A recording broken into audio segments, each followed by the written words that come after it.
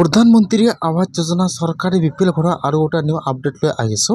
हेतु अपडेट हल जदि आपनालोकर सरकारी विपिएल घर लिस्टत नाम आहिसे और आपनालोके एतियो सरकारी विपिएल घर पैसा लाभ करा नै तेनहले किन्तु आपनालोकर ভাল खबर आहि गल।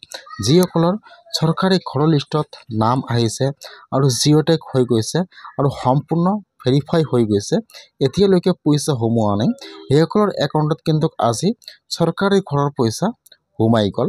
যদি আপোনালোকৰ লিষ্টত নাম আহিছে আৰু আপোনালোকৰ জিঅ'টেক হৈ গৈছে তেনহলে আপোনালোকে আজি চেক কৰক যে আপোনাৰ একাউণ্টত सरकारी ঘৰৰ পইচাটো সোমাইছে নে সোমোৱা নাই।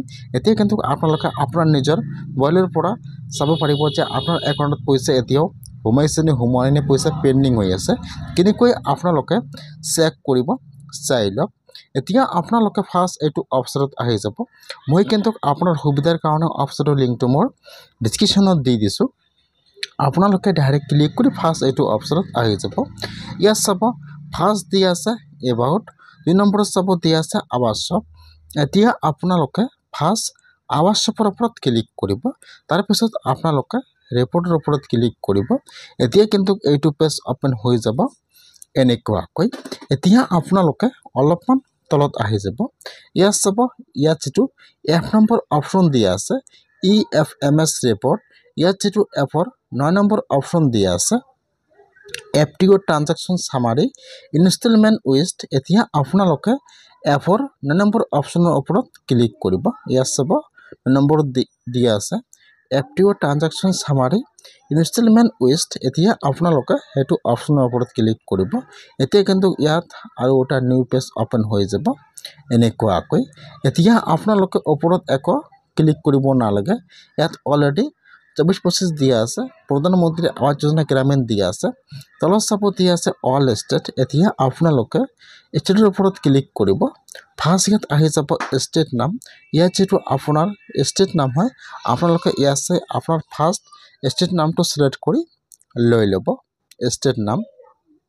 তাৰ পিছত ইয়াত আহি যাব আপোনাৰ ডিস্ট্ৰিক্টৰ নাম। তাৰ পিছত ইয়াত চাই ল'ব যে ইয়াত আপোনাৰ ডিস্ট্ৰিক্টৰ নাম কোনটো হয়। ইয়াত যেটো আপোনাৰ ডিস্ট্ৰিক্টৰ নাম আপোনালোকে ইয়াত চাই ডিস্ট্ৰিক্টৰ নামটো সিলেক্ট কৰি লৈ ল'ব। তাৰ পিছত ইয়াত আহি যাব ব্লকৰ নাম। তাৰ পিছত যেটো আপোনাৰ ব্লকৰ নাম হয় আপোনালোকে ইয়াত চাই ব্লকৰ নামটো সিলেক্ট কৰি লৈ ল'ব। এতিয়া কিন্তু আপোনালোকে ইয়াত আগতে কেপচাটো বহাই নি দিব। এতিয়া আপোনালোকে অলপমান তলত আহি যাব। ইয়াত চাব কিন্তু লাল চিন আহি গৈছে, সেইকাৰণে আপোনালোকে ফাৰ্ষ্ট তলত আহি যাব। ইয়াত চাব দুটা দিছে সিলেক্ট আৰু সিলেক্ট। ইয়াত আপোনালোকে ফাৰ্ষ্ট 1 নম্বৰ সিলেক্টৰ ওপৰত ক্লিক কৰিব। ইয়াত যেটো ইয়াত এডি অপশ্যন ওপেন হৈ যাব এনেকুৱাকৈ। ইয়াত যেটো 1 নম্বৰ অপশ্যনটো আহি যাব FTO জেনাৰেট ফৰ। এতিয়া আপোনালোকে ইয়াৰ পৰা 1 নম্বৰ অপশ্যন সিলেক্ট কৰি লৈ ল'ব। তাৰপিছত আপোনালোকে আৰু এবাৰ সিলেক্টৰ ওপৰত ক্লিক কৰিব 2 নম্বৰ অপশ্যনটো। ইয়াত আহি যাব ইনষ্টলমেন্ট। এতিয়া আপোনালোকে কোনটো কিস্তি এতিয়া লাভ কৰা নাই আপোনালোকে ইয়াৰ পৰা ফাৰ্ষ্ট এটো কিস্তি সিলেক্ট কৰি লৈ ল'ব। তাৰ পিছত এতিয়া আপোনালোকে কেপচাটো বহাই দিব। কেপচাটো বহাই দি আপোনালোকে সাবমিটৰ ওপৰত ক্লিক কৰিব। এতিয়া কিন্তু আপোনাৰ ওচৰত ইয়াত ওপেন হৈ যাব এনেকুৱাকৈ। ইয়াত কিন্তু আপোনাৰ FTO নম্বৰটো আহি যাব এনেকুৱাকৈ। যদি আপোনালোকে আপোনাৰ ঘৰৰ FTO নম্বৰটো নাজানে কেনেকৈ আপোনালোকে FTO নম্বৰটো চেক কৰিব এটো নেক্সট ভিডিঅ'ত দেখুৱাই দিম। এতিয়া আপোনালোকে ইয়াৰ পৰা আপোনাৰ FTO নম্বৰৰ ওপৰত ক্লিক কৰিব। যেতিয়া আপোনালোকে FTO নম্বৰৰ ওপৰত ক্লিক কৰিব এতিয়া কিন্তু ইয়াত লিষ্টটো ওপেন হৈ যাব এনেকুৱাকৈ। ফাৰ্ষ্ট আহি যাব পঞ্চায়ত নাম, তাৰপিছত ইয়াত আহি যাব ভিলেজৰ নাম, ইয়াত আহি যাব আপোনাৰ ঘৰৰ ষ্টেচন নম্বৰ আৰু এই ফলত আপোনাৰ নাম আৰু ইয়াত আপোনাৰ বেংকৰ নাম আহি যাব। আৰু ইয়াত চাব আপোনাৰ একাউণ্টত কিমান টকা সোমাইছে, কিমানটা কিস্তি সোমাইছে ইয়াত কিন্তু ওপেন হৈ যাব এনেকুৱাকৈ। হেতু কিন্তু ইয়াত চাব সকলো একাউণ্টত কিন্তু ফাৰ্ষ্ট কিস্তি সোমাই গৈছে 21 তাৰিখ 6 মাহ 2024। এখন অলৰেডি ডেটটো দি আছে যে আপোনাৰ ইমান তাৰিখত আপোনাৰ ইমান টকা সোমাই গৈছে। ইয়াত চাব ডেট দিয়া আছে 21 তাৰিখে কিন্তু সকলোৰে একাউণ্টত পইচাটো সোমাই গৈছে।